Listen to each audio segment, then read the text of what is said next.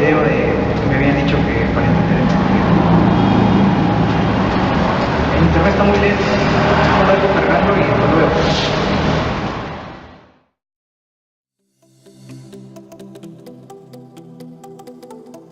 346 minutos más tarde.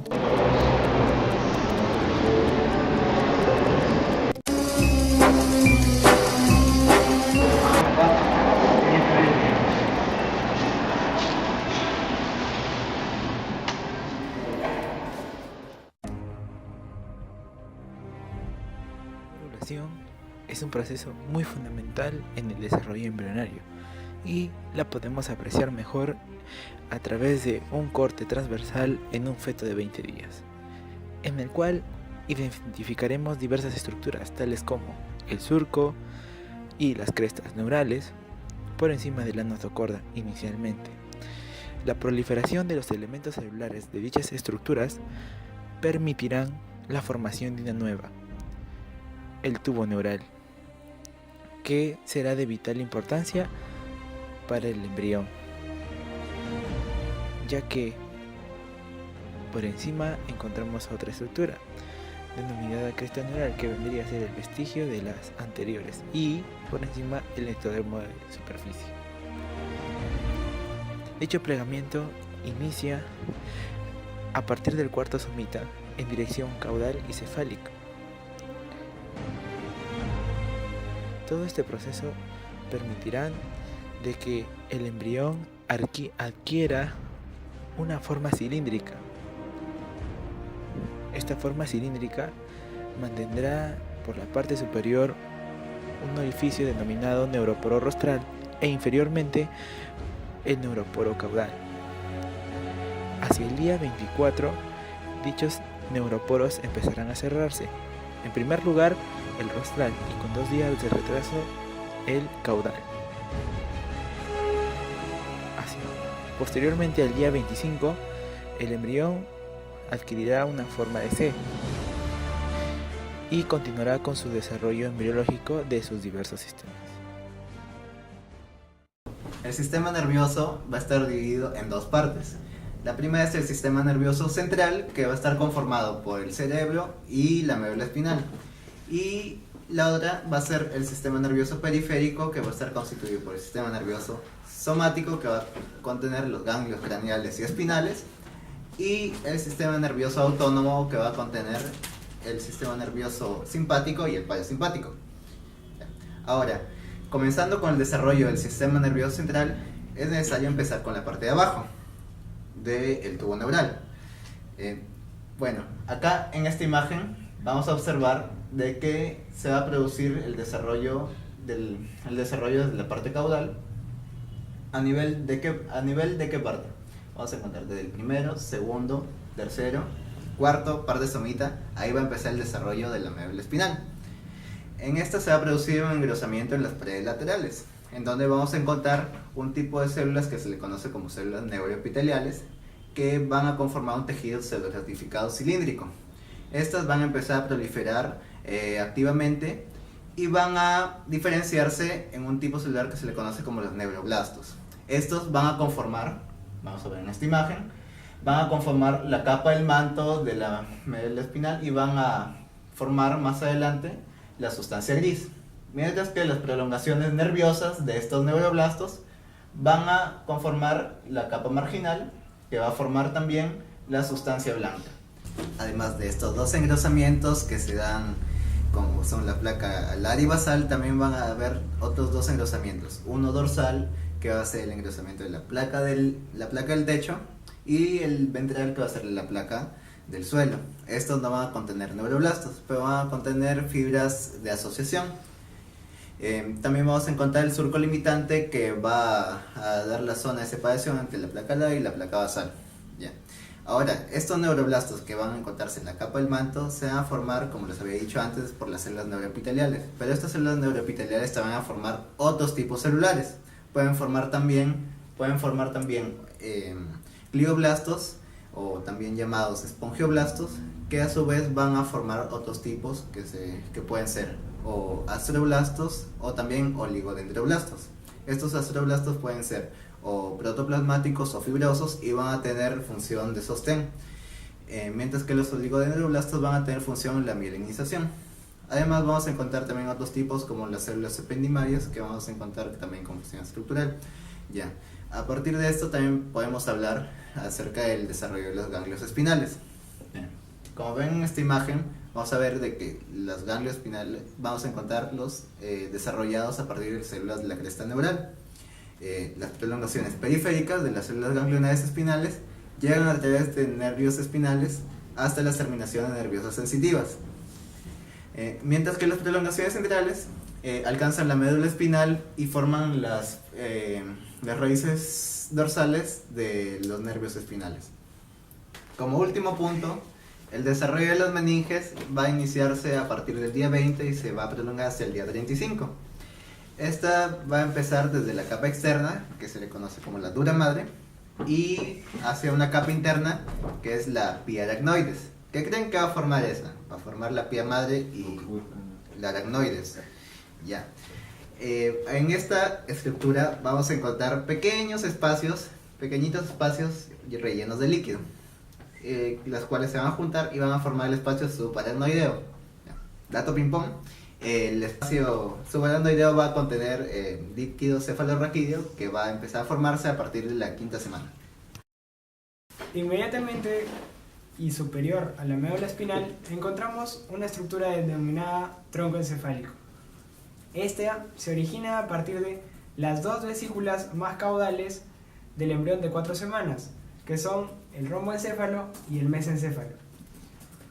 A su vez, en el tronco encefálico encontramos algunas estructuras especiales que en dirección caudocraneal serían el bulbo raquídeo, que se continúa con la médula espinal. Por encima de este encontramos a la protuberancia anular en posición ventral y dorsal a esta al cerebelo, y por encima de cerebelo y protuberancia encontramos al mesencéfalo. La parte caudal del mielencéfalo presenta características similares a la médula espinal. El canal central del tubo neural va a originar al conducto central de este. Además, las neuronas de la placa alar van a migrar hacia la zona marginal y agruparse en núcleos mediales, los núcleos gráciles, y laterales, los núcleos cuneiformes. Además, en la parte ventral del bulbo se van a encontrar fibras corticoespinales de la vía piramidal de las células gigantes de Betz y van a formar las pirámides vulvares. La parte craneal del bulbo raquídeo va a presentar algunas características especiales. Primero, la placa del techo se va a ensanchar y adelgazar debido a la compresión de la curvatura pontina en esa región. Además, que las paredes laterales se van a abrir como si fueran un libro debido a esta misma. Las placas alares van a diferenciar sus neuronas a sensitivas y las placas basales a motoras. Estas neuronas se van a ir agrupando en núcleos. Primero, la placa alar va a formar núcleos de neuronas aferentes, y en estos núcleos vendrían a ser de dos tipos, somático y visceral. Partiendo desde lo lateral hacia lo medial, tenemos en la vía aferente al núcleo aferente somático especial, núcleo aferente somático general, al núcleo visceral especial, al núcleo visceral general. Luego, en la placa basal, las neuronas, como dije, se diferenciaron a motoras, por lo cual van a formar una vía eferente. La vía eferente también va a dividirse en dos grupos, visceral y somática. Sin embargo, la placa alar solo se agrupa en 3 bloques: el núcleo eferente visceral general, también de lateral a medial, el núcleo eferente visceral especial y un solo núcleo somático, por lo cual este se denomina núcleo eferente somático general. Esta sustancia gris va sus placas alares y basales, las neuronas de estas regiones van a diferenciarse en las placas alares a neuronas sensitivas y en las placas basales a neuronas motoras, igual que en bulbo raquídeo. En los núcleos aferentes tenemos la vía somática y la vía visceral general, solo esos dos. En la vía eferente tenemos la vía visceral general, la vía visceral especial y la vía eferente somática general. Y al igual, esto les estoy mencionando en dirección de lo lateral hacia lo medial, como pueden ver acá.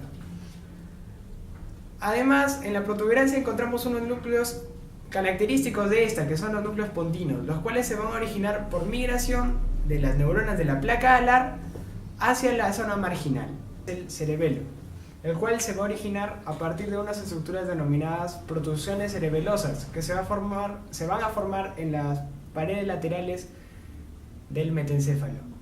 A estas protrusiones también se les conoce bajo la denominación de labios rómbicos.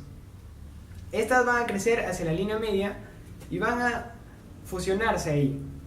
Esta fusión va a hacer que se protruyan hacia dorsalmente y van a formar el cuerpo del cerebelo.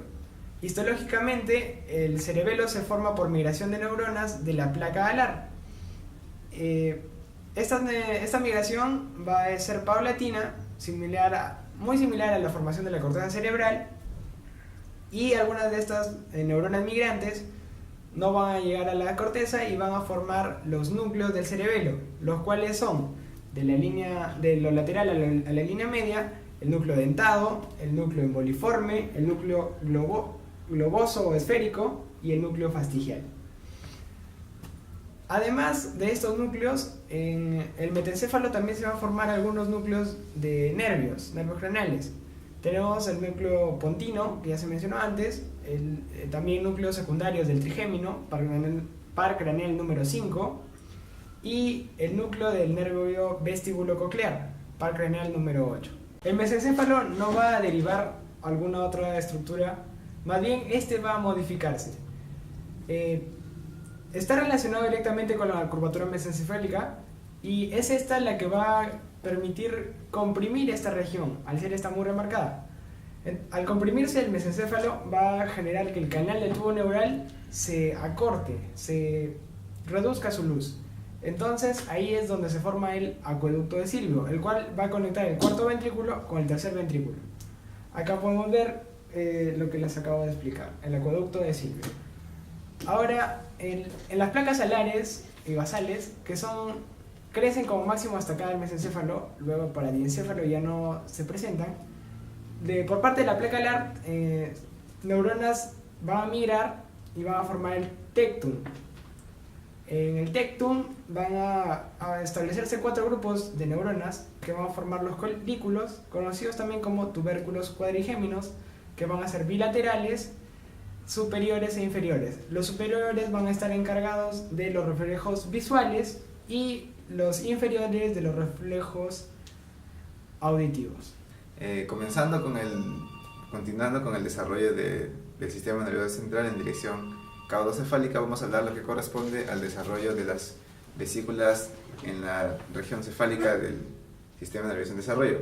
Hablando el neuroporo rostral, van apareciendo unas protrusiones en la región cefálica, lo que se van a conocer como las vesículas ópticas. Estas vesículas ópticas van a originar lo que corresponde a la primordia de la retina y los nervios ópticos. Ahora, secundario a estas vesículas también se forman otras vesículas, que serían las vesículas telencefálicas, en una posición más dorsal y rostral a las vesículas ópticas. Como sabemos, el prosencéfalo se va a dividir entonces en lo que es vesículas telencefálicas y diencéfalo. Las vesículas telencefálicas van a originar lo que corresponde a los hemisferios cerebrales y en el interior de ellas a la cavidad de los ventrículos. Y el diencéfalo, que ya posteriormente vamos a describir. Como estábamos hablando sobre el desarrollo de las vesículas prosencefálicas, vamos a hablar sobre el desarrollo del diencéfalo. Como habíamos hablado que el telencéfalo y el diencéfalo forman las cavidades interiores del tercer ventrículo, específicamente en la región del diencéfalo van a aparecer protrusiones que van a formar lo que corresponde al tálamo, el epitálamo y al hipotálamo, como podemos ver en esta imagen. Pero, ¿qué regiones delimitan cada una de estas estructuras? Entonces podemos reconocer que existen surcos que van a delimitar cada región y que son o corresponden a los surcos epitalámicos que dividen el tálamo del epitálamo, el surco hipotalámico que divide al tálamo del hipotálamo. Bueno, con respecto al desarrollo del tálamo, como habíamos dicho, en el diencéfalo van a aparecer protrusiones y específicamente en la región de las protrusiones del tálamo, estas en aproximadamente el 70% de los cerebros van a aproximarse y se van a juntar en lo que corresponde a la comisura intertalámica. Hablando sobre el desarrollo del hipotálamo, este se origina a partir de proliferación de los neuroblastos en la zona intermedia de las paredes diencefálicas ventralmente al surco hipotalámico. Posteriormente, en la región del hipotálamo, en su posición ventral, se van a originar unas pequeñas evaginaciones y que van a contribuir al desarrollo de los cuerpos mamilares. Con respecto al desarrollo del epitálamo, este se va a originar a partir del techo en su parte dorsal de la pared lateral del diencéfalo. Inicialmente, estos van a aparecer como evaginaciones gruesas y que poco a poco van a... Con respecto al desarrollo de la glándula pineal o epífisis, esta se va a desarrollar en la parte caudal del techo del diencéfalo y inicialmente van a aparecer también como evaginaciones que se van a ir desarrollando poco a poco. Ahora, con respecto al desarrollo de la glándula pituitaria o hipófisis, este va a tener dos orígenes ectodérmicos. Un origen que se produce como una protrusión del ectodermo del estomodeo, que se va a conocer como bolsa de Rathke, y otra que va a aparecer como una protrusión, pero esta vez del neuroectodermo, y que se va a conocer como infundíbulo. Estaba hablando acerca de las protrusiones que van a originar los dos orígenes correspondientes a la hipófisis. La protrusión descendente también se le conoce como divertículo neurohipofisiario y que va a originar a la región posterior de la hipófisis, que se le conoce como neurohipófisis, y con respecto al divertículo ascendente proveniente del estomodeo, también se le conoce divertículo hipofisiario y que va a originar a la parte anterior y a la parte intermedia de la hipófisis. Hacia la tercera semana, el divertículo hipofisiario va a protruir en dirección al neuroectodermo y se va a ubicar en una región adyacente al suelo del diencéfalo. Ahora, hacia la quinta semana aproximadamente, la unión del divertículo hipofisiario al epitelioral se va a constreñir al mismo tiempo que aumenta el grosor de este divertículo. Hacia la sexta semana, se va a producir una neurodegeneración en esta unión al epitelio oral y entonces se va a separar del epitelio oral y el divertículo hipofisiario va a migrar hacia la zona del divertículo neurohipofisiario. En la quinta semana también se había establecido ya una unión del divertículo hipofisiario con el divertículo neurohipofisiario. Al momento de producirse la neurodegeneración en la zona de unión al epitelio oral, las células del divertículo hipofisiario en su región anterior van a proliferar y van a formar lo que corresponde a la parte anterior de la adenopófisis. Las células correspondientes a la región posterior del divertículo hipofisiario no van a proliferar y van a originar a la parte intermedia de la adenopófisis. Ahora, con respecto al origen y el desarrollo de la neurohipófisis, se deriva a partir que se origina a partir del infundíbulo. Este infundíbulo va a formar posteriormente lo que corresponde al tallo infundibular, la eminencia media y también la parte nerviosa. Ahora, este lóbulo posterior inicialmente va a ser de carácter fino y posteriormente las células neuroepiteliales en esta región van a proliferar para darle una estructura mucho más sólida. Esta región del lóbulo anterior se va a caracterizar porque estas células neuroepiteliales se van a diferenciar en células que se conoce como pituicitos.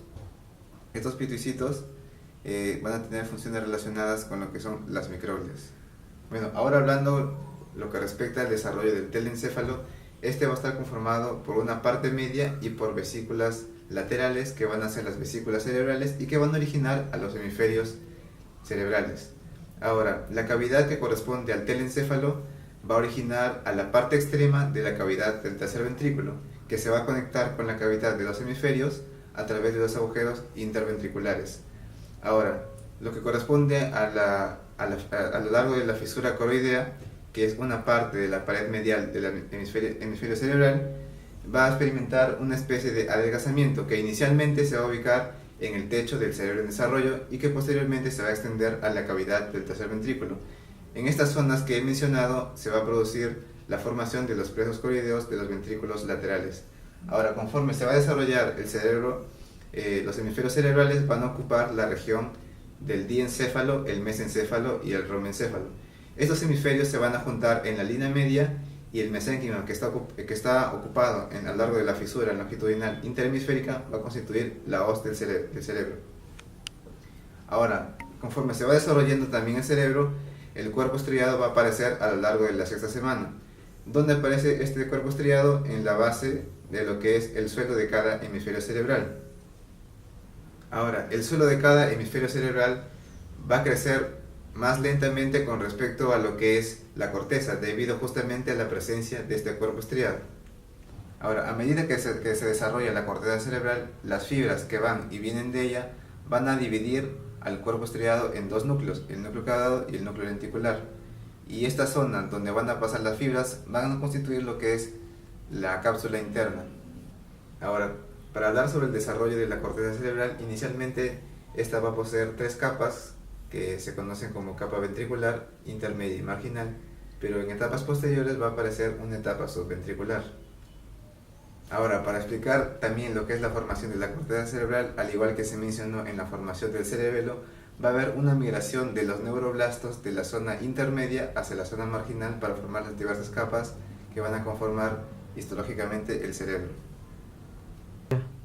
Por lo tanto, la sustancia gris queda ubicado periféricamente y los axones que se originan en el cuerpo de las neuronas van a constituir lo que es la zona más voluminosa de sustancia blanca que se conoce como el centro medular. En un primer principio, la superficie de los hemisferios es lisa, pero debido al crecimiento del cerebro se van a formar los surcos y las circunvoluciones.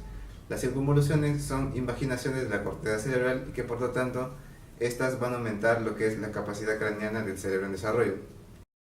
Pero ¿qué pasa cuando existe una deficiencia en el desarrollo del sistema nervioso? Nos encontramos con situaciones denominadas anomalías. Tal vez tenemos el caso de la espina bífida. La espina bífida posee dos variaciones, la oculta y la quística. ¿Cuál es la diferencia entre ambas? En que la oculta solo existe en el 10% de las personas y no posee alguna muestra externa física que muestre su manifestación. Y la quística posee una protrusión del tejido epitelial con contenidos líquidos. Tal es el caso del mielomeningocelio. La espina bífida, ambas variaciones poseen el mismo origen, que es la no unión de los arcos neurales. También tenemos el caso del encéfalocele, que es la herniación del contenido intracraneal debido a un cráneo bífido. La incidencia de esta enfermedad es 1 de cada 2000 neonatos. También es el caso de la melencefalia, que consiste en la ausencia del prosencéfalo, mesencéfalo y la mayor parte del romboencéfalo, debido al no cierre del neuroporo rostral. La incidencia de esta enfermedad es de 1 en cada 1000 neonatos. A su vez, también tenemos la microcefalia, que es una deficiencia en el desarrollo encefálico, pero la cara mantiene su desarrollo normal. Esto ocasiona retraso mental en los neonatos que la padecen y insuficiencia del desarrollo encefálico debido a que la bóveda craneal va a ser pequeña. Y la incidencia de la enfermedad es anualmente entre 25.000 personas o neonatos en un estudio realizado en Estados Unidos. Tenemos el caso de la agenesia del cuerpo calloso, que como se podrán dar cuenta por el nombre, es la ausencia de dicha estructura, que comunica ambos hemisferios cerebrales, como ya habían mencionado mis compañeros doctores anteriormente. Esto ocasiona retraso mental y convulsiones en las personas que lo padecen. También, a su vez, tenemos el caso de la otra anomalía, que vendría a ser la hidrocefalia, que es desequilibrio entre la producción y absorción del líquido cefalorraquídeo.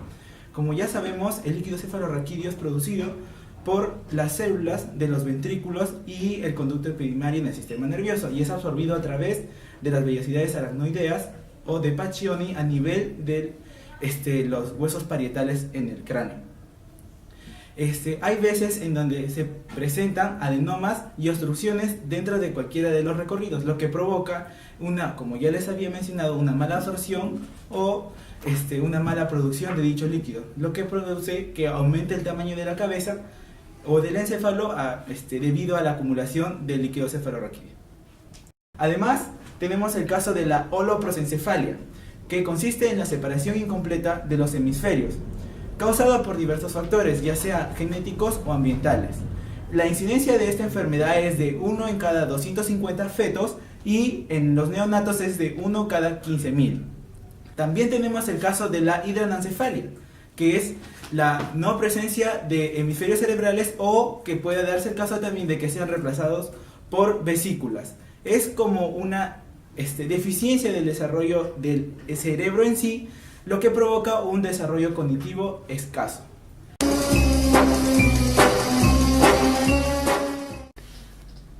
Ya. Entonces, en resumen, el sistema nervioso central se origina en un proceso llamado neurulación que se produce en la tercera semana, en el cual a través de la placa neural se va a formar al tubo y a la cresta neural.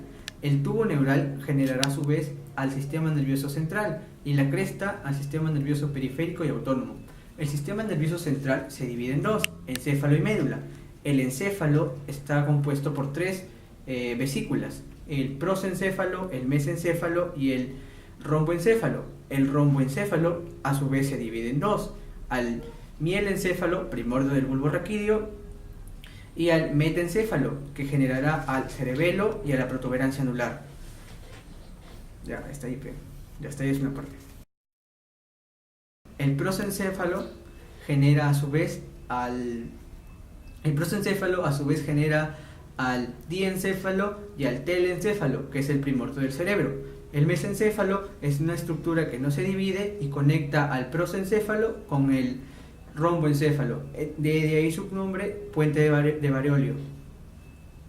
El sistema nervioso periférico se compone de nervios craneales, autónomos y viscerales. Los nervios craneales se dividen a su vez en tres tipos de nervios: nervios craneales eferentes somáticos, nervios craneales de los arcos faringios y nervios craneales sensitivos especiales. Los nervios craneales de los arcos faringios son el nervio craneal 5 o trigémino, el nervio craneal 7 o facial, el nervio craneal 9 o hipogloso, el nervio craneal 10 o vago, y el nervio craneal 11 o espinal. Los nervios craneales eferentes somáticos es el nervio 9 hipogloso, el nervio 3 puta madre, la cagué ya. Los nervios eferentes somáticos son el nervio 3 o ocular común, el nervio 4 o patético, el nervio 6 o motor ocular externo.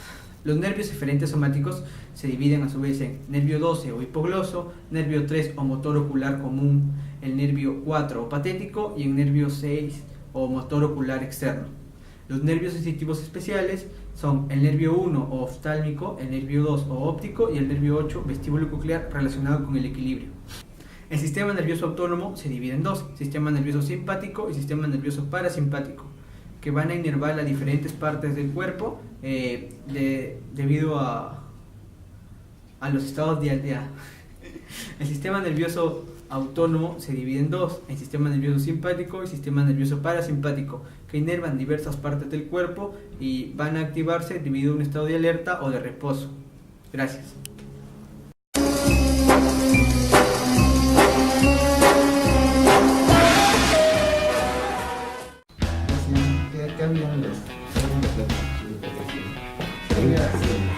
Tranquilo, tío.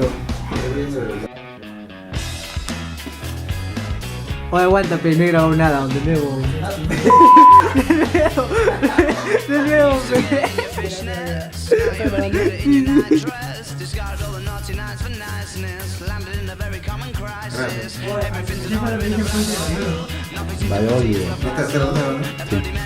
Con respecto al desarrollo de Los sectores inferiores